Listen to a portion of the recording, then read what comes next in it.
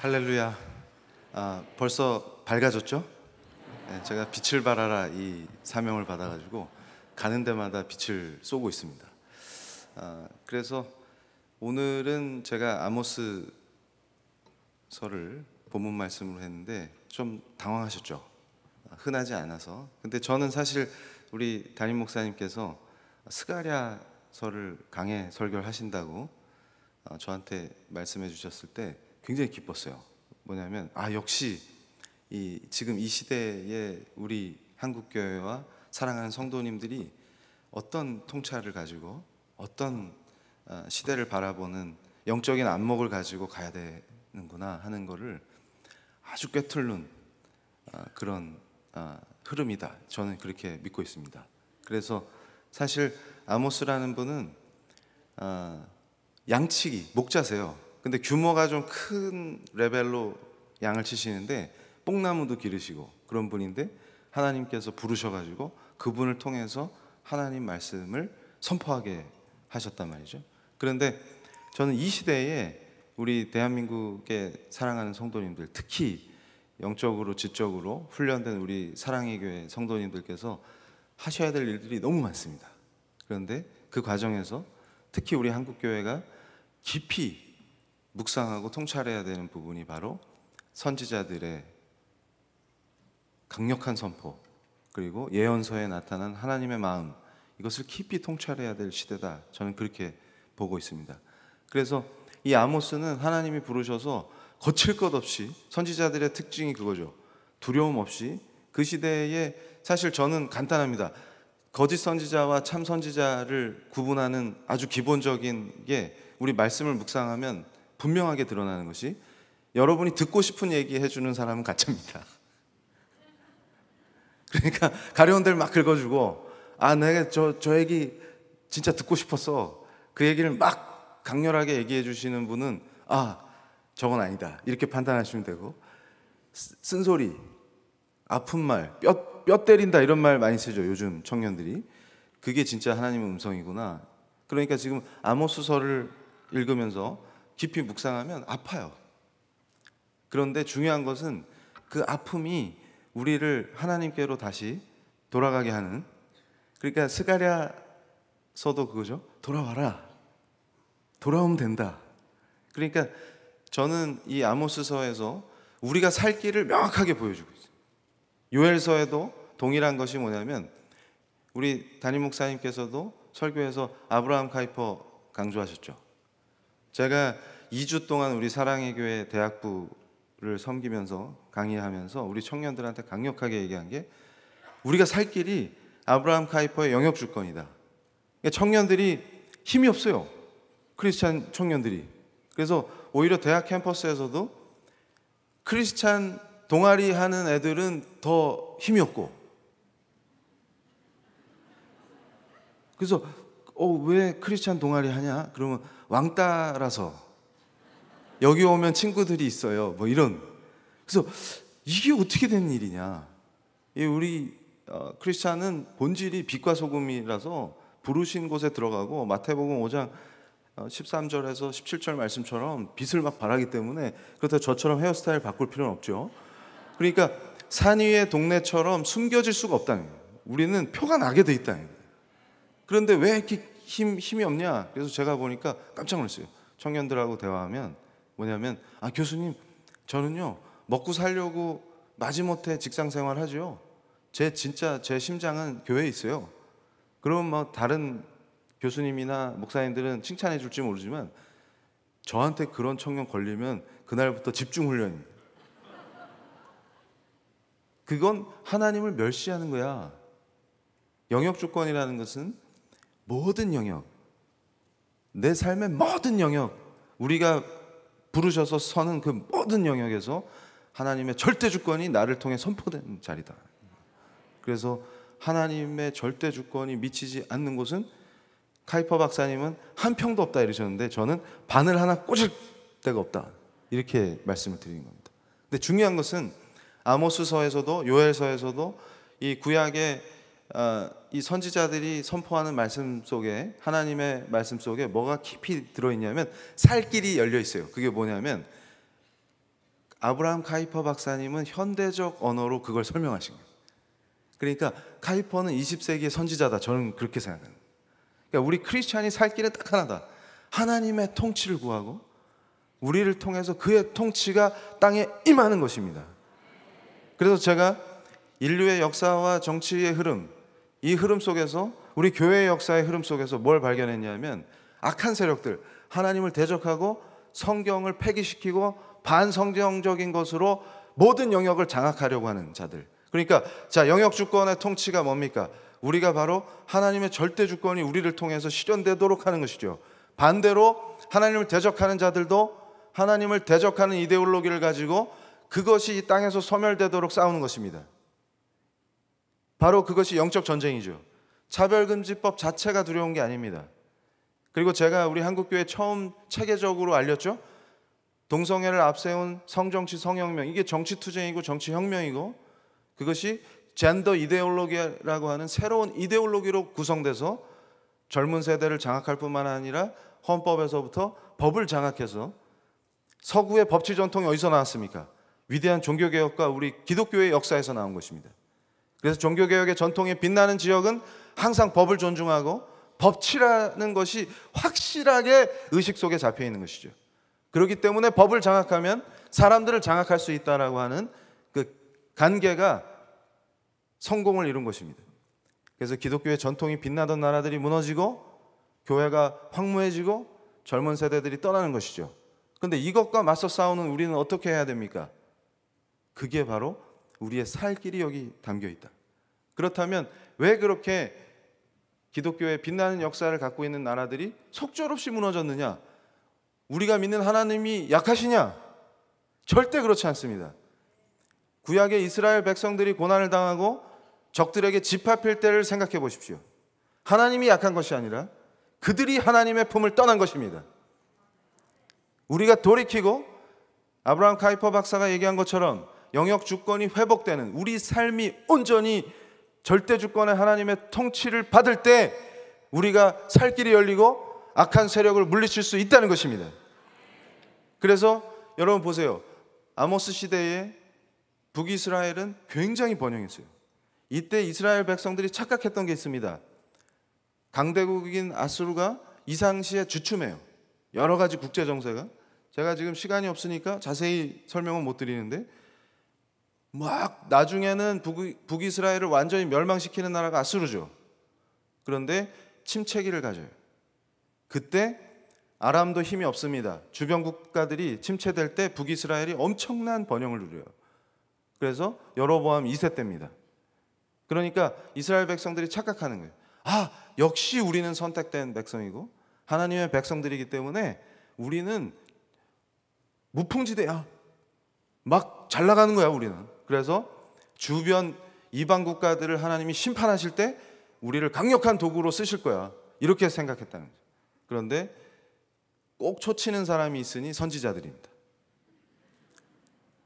그래서 제가 이게 참 경망스러운 표현을 이 아름다운 교회에서 쓰지 않으려고 했는데 청년들을 깨우기 위해서 제가 밀고 있는 유행어가 있죠?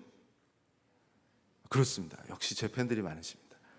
제가 그래서 헛소리하면 닥쳐라. 이게 사실은 선지자 버전. 그러니까 지금 북이스라엘 백성들이 착각도 심한 착각에 빠진 거죠. 그러니까 하나님께 깊이 엎드리고 그분의 통치를 구하는 삶이 회복되지 않고 지금 무역도 번성하고 농업도 번성하고 유다보다도 잘 나가고 이러니까 신이 났어요 지금. 그래서 우리를 쓰신다 이러면서 막 좋아하는 거예요. 그런데 하나님은 이들을 책망하십니다. 그리고 아모스 선지자를 통해서 강력하게 말씀하십니다. 정신 차려라. 니들 잘못하면 다 죽는다. 이렇게 말씀하시는 것이죠. 그래서 저는 이스라엘 백성들의 배반과 그 다음에 통치하시는 하나님, 이 관계를 우리가 깊이 묵상해야 합니다. 우리가 선택받은 백성이 맞죠? 하나님의 사랑받은 선택받는 백성이 맞죠? 그러기 때문에 하나님은 우리를 더 눈동자같이 바라보시고 더 깊은 관계를 원하시고 통치하시길 원하시는 겁니다. 그 관계가 회복될 때 우리는 사는 거죠. 그래서 아모스서에는 2장 2절에서 3절 말씀을 보시면서 이걸 제가 시간이 없으니까 다 읽지는 않을 텐데, 하나님의 진노를 사자의 표효로 비유하고 있어요. 아모스서에서는 하나님이 사자가 포효하듯이 진노하셨다는 거예요. 그런데 제가 샘플로 지금 2장 2절에서 3절 말씀에서 지금 이게 모압이라고 하는 나라를 향한 하나님의 진노를 표현하고 있는 구절이거든요. 큰일 났습니다 지금. 그런데 여기서 중요한 단어가 있습니다. 뭐냐면 어떤 죄냐 이게 도대체. 모압이 무슨 죄를 짓고 있냐 그럴 때 히브리 말로 페사라는 말을 써요. 페사. 제가 법학자이기 때문에 이거 굉장히 중시합니다. 이게 뭐냐면 반역죄예요. 그러니까 사실은 창세기 3장에서 하나님을 반역했죠. 그게 인간에게 굉장히 큰 죄입니다. 그런데 중요한 것은 하나님이 선택된 이스라엘 백성들에 해당되는 패사, 반역이 있고, 하나님을 모르는 이방 국가들조차도 제가 그랬죠. 절대 주권의 하나님이라고. 그렇기 때문에 이들도 실제로 진실로 배후에서 통치하시는 분이 하나님이십니다. 그래서 이들이 패사를 했다. 선택되지 않는데 하나님께 어떻게 반역을 합니까? 거기서 굉장한 우리가 통찰을 갖게 돼요. 뭐냐면 중국 공산당이 사람을 함부로 하고 인권을 빼앗고 인권을 짓밟고, 북한 악한 김정은 정권이 우리 동포들을 짓밟고 우리 크리스찬들을 순교하게 하고 하는 짓들이 얼마나 잔혹한 방식으로 사람을 살해하고 인권이 존재하지 않죠. 자유가 없죠. 근데 그런 통치를 지적하시는 거예요.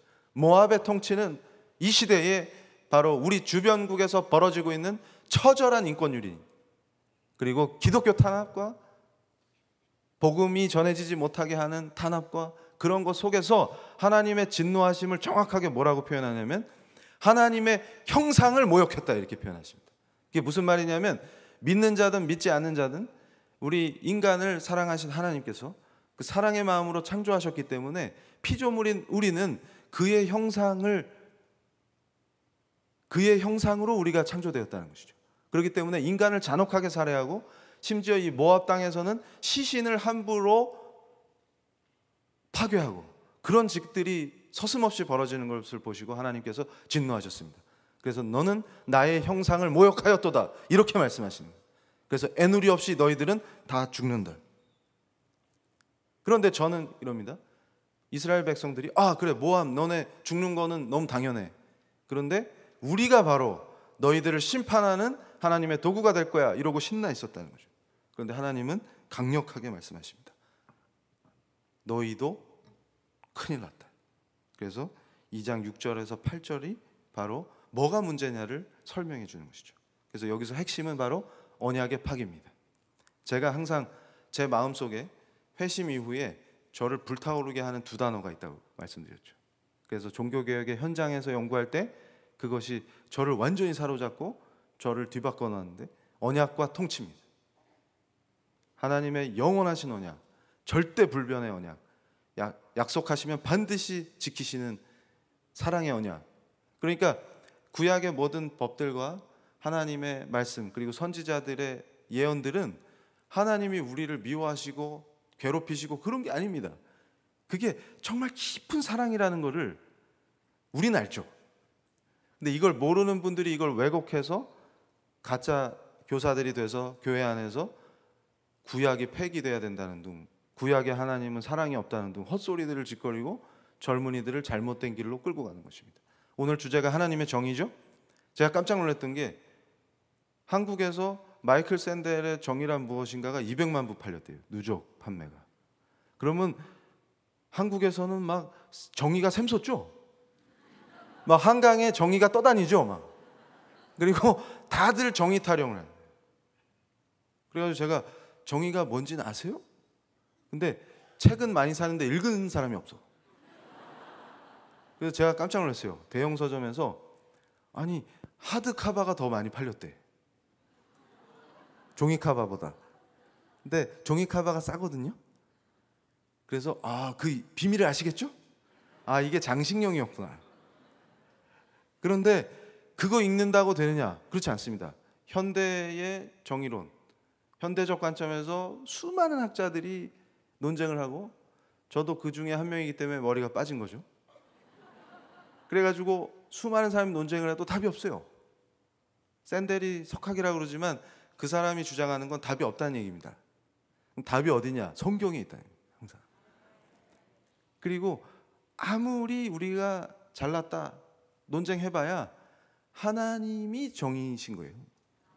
그러니까 하나님의 정의가 뭔지, 그래서 우리가 빛과 소금이 돼서 부르신 영역에 다 들어가서 깨알같이 그분의 통치가 우리를 통해 임할 때 정의가 강물처럼 흐르게 되는 것입니다. 근데 그걸 모르고 하나님을 대적하면서 정의 타령을 하니까 안 되는 거죠. 그러니까 언약의 파기는 뭐냐면 하나님하고 한 약속을 깼다는 얘기예요.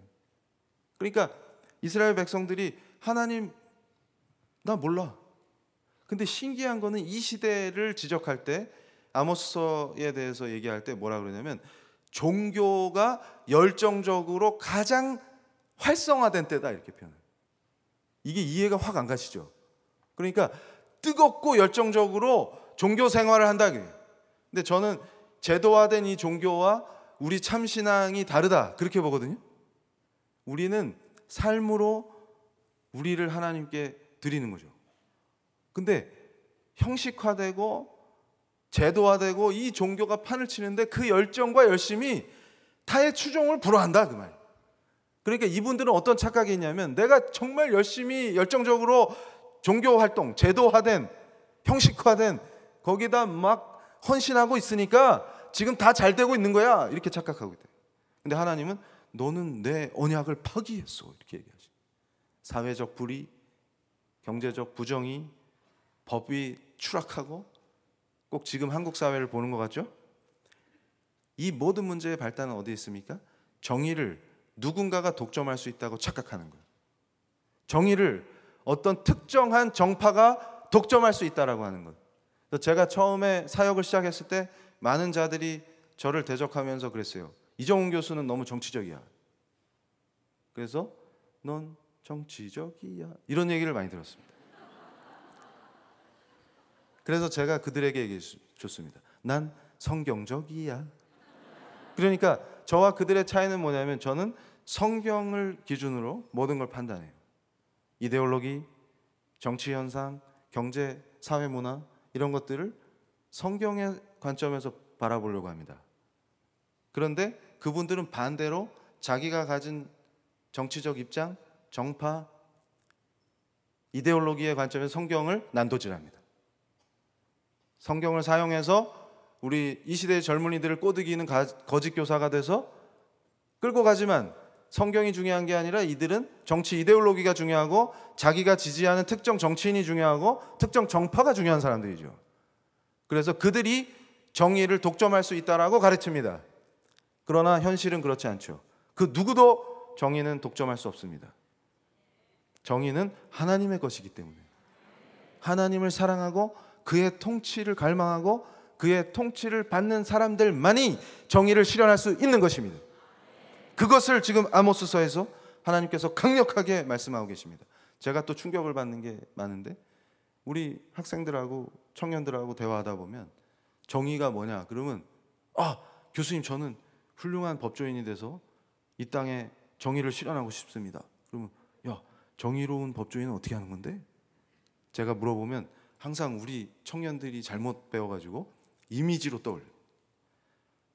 어디 외딴 곳에 허름한 건물이 있어야 합니다. 그리고 그 건물 2층에는 꼭 당구장이 있어야 되고 그 구석에 오피스를 얻은 다음에 점심은 항상 짜장면을 먹어야 돼. 그래서 제가 그러면 스테이크 먹으면 정의가 안 되냐? 그러면 교수님 저는 그런 거 원하지 않습니다. 그럼 대기업에 들어가면 정의를 못 하냐? 하나님의 빛과 소금이 될 수 없냐? 그러면 악의 도구로 쓰임받. 그럼 제가 듣고 있다 그럽니다. 그러면 정의의 본질이 춘장에 있네. 그러니까 스테이크 먹으면 안 되는데 짜장면 먹으면 되니까 정의의 본질은 춘장에 있어. 그때 얘가 당황한. 그러니까 정의는 이미지에 있지 않다. 그리고 그 이미지를 만들어내서 너네들을 속이는 자들에게 독점되지 않는다. 정신 차려. 부르신 곳, 네가 대기업에 들어가던 당구장 3층에 오피스를 차리던 뭘 하던 네가 부르신 곳에서 하나님의 통치를 받으며 빛과 소금이 될 때 정의로운 사람이 되는 거예요. 그걸 못하면 어디에 있든 너는 아니야. 스테이크 먹어도 정의로울 수 있어. 그런데 이런 정신 나간 짓들을 하기 때문에 무슨 일이 벌어지냐면 하나님의 언약을 잊고 그 언약을 스스로 파기하는 짓에 몰두하게 되는 것입니다. 그래서 자기는 정의롭다고 생각했으나 회심하기 전에 제 모습을 보면 그렇죠. 제가 정의의 화신인 줄 알았어요. 그런데 지금 돌이켜보면 반성과 회개뿐입니다. 그러니까 그런 일들이 벌어져요. 내가 정치적 부정의를 바로잡겠다. 내가 경제적 정의를 회복하겠다. 이러면서 항상 어떤 식으로 하냐면 이 아모스서조차도 왜곡해서 계급적 관점에서 난도질하고 이데올로기적 관점에서 난도질해서 성도끼리도 싸우게 만들고 교회끼리도 대립하게 만들고 하나님의 사랑하는 교회와 성도님들, 주님의 몸된 교회를 사이즈로 나눠서 공격하고 그런 어리석은 짓들을 벌이게끔 만들면서 그게 정의인 것처럼 교회 안에까지 들어와서 많은 사람들을 속이고 왜곡하고 언약을 깨는 쪽으로 끌고 가는 것입니다. 그것이 바로 이 거짓된 시대의 흐름인 것이죠. 그럼 이제 우리는 어떻게 해야 되냐? 심판의 이유가 있습니다. 하나님은 분명히 법, 정치, 종교, 경제, 사회 문제를 다 말씀하고 계세요. 우리가 착각하는 게 왜 아브라함 카이퍼가 20세기의 선지자냐? 바로 이 영역을 놓쳐서는 안 된다. 교회에 숨어서 세상과 분리된 채로 숨어서 수도자처럼 내 심리적인 위안, 힐링 캠프가 돼서는 안 된다. 교회는 그런 게 아니다. 세상 속으로 들어가서 빛과 소금이 돼서 어두운 곳이 있으면 들어가서 우리가 빛이 되어주고 부패한 곳이 있으면 우리가 들어가서 소금이 되어주는 것이 바로 진정한 크리스찬의 모습입니다. 한국에 오셨던 호모 선교사가 왜 미국인인데도 한국의 독립투쟁에 앞장섰으며 그 아들은 대한민국이 유일한 합법정부인 걸 유엔에서 승인받도록 힘썼습니까? 그것이 바로 우리 복음을 전한 그 한국의 청년들에게 그 어둠 속에 식민지의 어둠 속에 있는 청년들에게 내가 그들에게 빛이 되어줘야 한다. 그분의 뜻에 따라 충성한다. 그것 때문입니다. 우리가 놓치고 있는 것이 무엇입니까? 삶과 신앙을 분리시키고 선교와 사회 참여를 분리시키고 정치는 상관없어, 경제는 상관없어 하던 그 어리석음 때문에 모든 것을 분리해내는 그 어리석음 때문에 우리가 힘을 잃고 빛이 나오지 않고 소금의 짠맛을 잃어버렸다고 저는 확신하고 있습니다. 이 시대에 우리가 이것을 회복하면 산다는 것을 제가 얘기하는 게 아니라 아모스 선지자가 하나님의 음성을 들려주고 있는 것입니다. 이것을 회복하라. 이게 살 길이다. 너희가 외식하고 종교적인 의식에 열심을 내봐야 소용이 없다. 내가 너희들을 통해서 통치하지 못하는데 너희들이 나를 거부하고 나의 법을 멸시하고 내 음성을 듣는 것을 거부하는데 네가 내 말대로 살지 않는데 무슨 의미가 있냐? 이렇게 말씀하시는 겁니다. 그래서 여기서 중요한 게 있어요. 재앙을 얘기합니다. 그래서 저는 재앙이 나쁜 게 아닙니다. 성경적으로는 지금 아모스서에서도 재앙을 설명할 때 뭘 얘기하냐면 전염병을 얘기하고 그 다음에 열심히 노력했는데 헛된 수고, 수확이 되질 않고 적이 공격하고 이런 것들을 하나님의 판단, 하나님께서 허락하신 재앙이라고 얘기하는 거예요. 이럴 때 우리 크리스찬들은 자 이런 얘기하면 또 안 믿는 분들이 상처받았다고 그러는데 깊이 이 말씀을 이해하면 상처받을 일이 아닙니다. 그러니까 전염병 때문에 고통당하신 분들, 그분들을 위로해드리고 우리가 따뜻하게 그분들을 섬기고 그걸 하지 말라는 뜻이 아니에요. 그리고 그런 어려움을 당하신 분들이 하나님의 재앙의 대상이다 이렇게 말해서도 안 됩니다. 이건 굉장히 성숙하지 못한 크리스찬이에요. 그런데 성숙한 크리스찬은 그 깊은 하나님의 뜻을 묵상하면서 이해하려고 노력합니다. 뭐냐면 바로 이걸 통해서 대각성이 이루어질 수 있어요. 우리는 무력합니다. 인간은 유한합니다. 그걸 깊이 깨달아요. 그래서 더 하나님께 나아가고 하나님의 통치를 갈구하게 됩니다. 그런 과정에서 그러니까 여러분 북이스라엘이 경제적으로 번영하고 아무 일이 없고 너무 좋아. 이런 태평성대가 없어 하니까 어떻게 됩니까? 이스라엘 백성들이 하나님의 언약을 잊어버리고 하나님을 오히려 조롱하고 멸시하는 상황이 되는 것이죠. 그러니까 이럴 때 이것이 재앙이 무조건 나쁜 것이 아니라 이게 복이다. 우리가 지금 이 시대에 깨어나서 더 깊이 말씀을 묵상하고 하나님과 깊은 교제를 나누면서 그분께 돌아가야 하는구나. 그분의 통치를 갈망해야 되는구나. 그걸 깨닫게 하신다는 거예요. 그래서 아모스서에서도 이스라엘 백성들에게 그걸 강조하는 거예요. 너희들에게 살 길이 있다. 그런데 그 음성을 듣지 않습니다. 그리고 가짜 선지자들 말에 신나서 춤을 추고 하나님이 질타하고 계시는 그 허위 의식에 가득 찬 제도적 종교, 쇼를 벌이는 이벤트 종교에 빠져 있는 거예요. 돌이키지 않는 거죠. 그러면 어떻게 되느냐? 죽음의 길로 간다. 그래서 아모스서의 4장 4절에서 5절에 강력하게 얘기하는 게 뭐냐면 보여주기 위한 쇼로 제도적 종교를 이벤트로 만들지 마라. 그 위선을 질타하고 계시는 거예요. 나는 이런 거 원하지 않는다. 이런 제사 내가 안 받는다. 그러시는 거예요. 그래서 최근에도 충격적인 사건들이 있었죠. 어떤 대형 사기 사건에 연루되신 분이 크리스찬인이라고 그걸 또 악용해서 우리 교회 이미지를 나쁘게 만들려고 악용하는 언론들이 있죠. 그러면서 어때요? 아니 새벽 예배를 열심히 참석하는데 룸사롱에서 접대하고 새벽이 됐으니까 거기서 집에 안 가고 좀만 있으면 예배 시간 되는 거 아닙니까? 그렇게 열심히 예배에 나오면 그 예배를 하나님이 받으시겠습니까? 그걸 말씀하고 계십니다. 우리의 잘못된 신앙, 보여주기 위한 것. 하나님께 헌신한다고 하지만 그게 헌신이 아니에요. 하나님과 교제가 없고 그분의 통치를 갈망하는 사람은 그런 행동을 할 수가 없죠. 그렇다면 이분은 하나님을 어떻게 생각하느냐? 제가 그분을 또 비판하는 게 아닙니다. 그래서 저는 오늘 차별금지법이 어쩌고 저쩌고 그게 위험하고 어쩌고 저쩌고 그런 얘기 일체 안 하려고. 그것도 다 우리에게 주시는 그런 적들의 공격과 우리 교회를 해치려고 하는 모든 움직임과 악한 세력들과 성정치, 성혁명과 젠더 이데올로기와 차별금지법과 이런 것들을 맞서는 우리의 자세와 마음이 무엇이어야 하는가? 그걸 얘기하고 싶은 거예요. 그게 회복되면 우리는 승리합니다. 우리는 살 수 있습니다. 하나님 나라는 영원하기 때문에 대한민국은 유한하죠. 그러나 하나님의 통치를 받는 우리가 대한민국을 정의롭게 만드는 것입니다. 그리고 바른 정부가 되게 하는 것입니다. 그래서 제가 오늘 시간이 없기 때문에 완악함과 담대함의 차이를 말씀을 기초로 설명드리고 싶습니다. 우리가 착각하는 게 악한 적들이 일어나고 하나님의 재앙으로서 그들이 교회를 공격할 때 그걸 막아내고 방어한다는 차원에서 열심을 내면서 무슨 함정에 빠지냐면 완악해지는 거예요. 근데 완악함과 담대함은 본질이 다릅니다. 근데 그걸 구분을 못해요.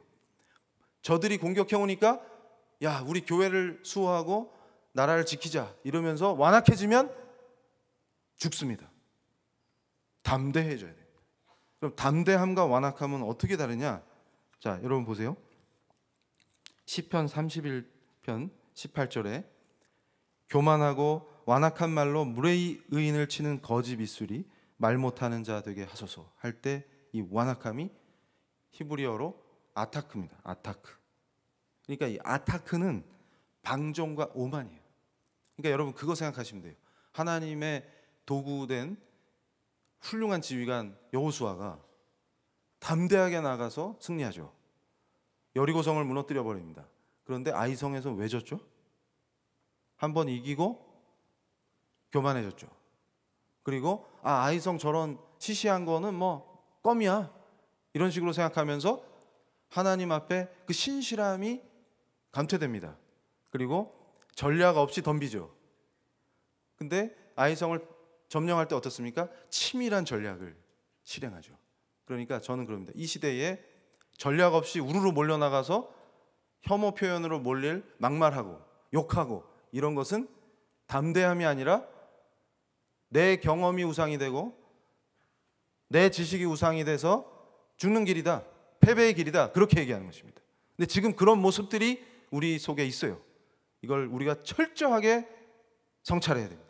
묵상을 통해서. 완악한 건, 아타크는 하나님을 복되 영화롭게 해드릴 수가 없습니다. 두 번째로 히브리 말로 사라르가 있어요. 이것도 완악하다 이렇게 우리 성경에 번역하는데, 이건 도덕적으로 타락한 걸 얘기합니다. 신명기 21장 18절에 사람에게 완악하고 패역한 아들이 있어. 아버지 말도 안 듣고 엄마 말도 안 듣고, 그때 완악하다 표현을 해요. 이게 도덕적인 문제, 일탈, 이런 겁니다.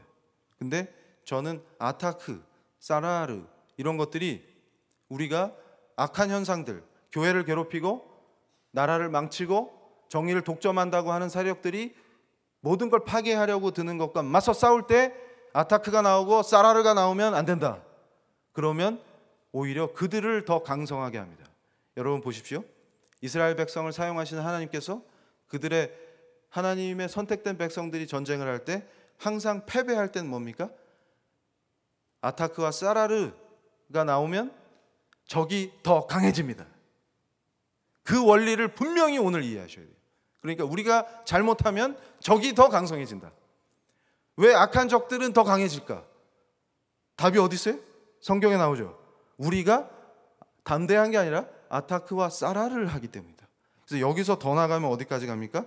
압비르라는 게 있어요. 이게 뭐냐면 욥기 24장 22절에 그러나 하나님이 그의 능력으로 강포한 자들을 끌어내시나니 일어나는 자는 있어도 살아남을 확신은 없으리라. 이게 강포하다, 이게 압비르입니다. 이제 어디에서 어디까지 나가요? 아타크와 사라르에서 압비르까지 나가면 우리는 전멸합니다. 실제로 이스라엘의 역사에서 이스라엘 백성들이 하나님의 통치를 거부하고 완악해지고 자기가 잘났고 자기의 경험을 우상으로 만들고 자기의 지식을 우상으로 만들어서 하나님을 멸시하고 하나님의 법을 조롱할 때 압비르 상태에 처해서 전멸당합니다. 그걸 반드시 보셔야 돼요. 그래서 정리합니다. 그럼 담대함이란 무엇이냐? 바로 여호수아 1장 6절에 나오는 겁니다. 바로 이걸 히브리 말로 아마츠라고 해요. 아마츠. 그래서 강하고 담대하라. 너는 내가 그들의 조상에게 맹세하여 그들에게 주리라 한 땅을 이 백성에게 차지하게 하리라. 여기서 우리가 기대하는 것이 있습니다. 뭐냐면 크리스천의 담대함은 어디에 있습니까? 신약에서도 요한일서 5장 14절을 떠올려 보십시오. 우리의 담대함이 어디에 있습니까? 바로 하나님의 뜻 안에서 구할 때 모든 걸 들으신다. 그 말씀은 바로 하나님이 우리에게 이 시대에 우리 크리스찬들에게 들려주시고 있는 말씀인 것입니다. 우리의 담대함이 어디에 있습니까? 우리가 착각하는 게 있습니다. 우리가 구하는 모든 것을 듣고 계신 게 아니라 그의 뜻 안에서 구하는 모든 것을 듣고 계신다는 것을 놓치는 거예요. According to His will입니다. 그의 뜻 안에서 구할 때 그는 모든 걸 들으시고, 결국 여호수아 1장 6절의 말씀도 무엇입니까? 담대하라. 우리가 담대해지는 비결은 우리 내면의 어떤 걸 끌어내고 우리 거를 끌어내는 것이 아니라 하나님이 우리에게 명하시는 것입니다. 지금 이 시대에 하나님의 음성을 들으십시오. 하나님은 우리에게 외치십니다. 다 강하고 담대하라. 너희에게 준 산지를 반드시 너희가 정복하고 다스리게 해주겠다 하시는 것입니다. 그런데 왜 힘이 없습니까? 그의 뜻 밖에서 우리가 외식하고 허위의식에 빠져서 제도화된 종교를 헌신해서는 이런 것이 이루어질 수가 없는 것입니다. 우리의 적은 밖에 있지 않습니다. 강하고 담대한 것은 오직 하나님의 통치를 갈망하는 우리가 뜨겁게 그분의 명령에 순종하고 그의 법을 순종하고 묵상하며 나아가서 빛되고 소금되는 자리에, 부르신 그 자리에 가서 영역 주권을, 그 영역 주권의 실행자로서 하나님의 도구로서 설 때 모든 것이 완벽하게 승리로 이끌어 주시는 것입니다. 그래서 우리가 여기서 기죽을 필요가 없습니다. 주눅들 필요가 없습니다. 하나님은 은혜와 사랑으로 아름다운 사랑의 교회와 같은 교회를 세워주셨고, 이 교회는 하나님의, 우리 주님의 몸된 교회는 음부의 권세가 이길 수가 없는 것입니다. 이 땅에 수많은 왕조가 흥망성쇠를 거듭해도 교회는 영원할 것이며, 하나님을 섬기고 예수 그리스도를 주로 시인하는 우리의 역사도 영원한 것입니다. 절대로 크리스찬을 멸종시킬 수 없으며 어떤 박해와 공포가 와도 교회는 사라지지 않습니다. 그래서 우리는 더 뜨겁게 무장하고 아모스 선지자의 외침을 가슴에 새기고 스가랴 강해 설교를 깊이 묵상하면서 이 시대를 선지자들의 말씀으로 무장하고 승리의 길로 나가야 할 것입니다. 감사합니다.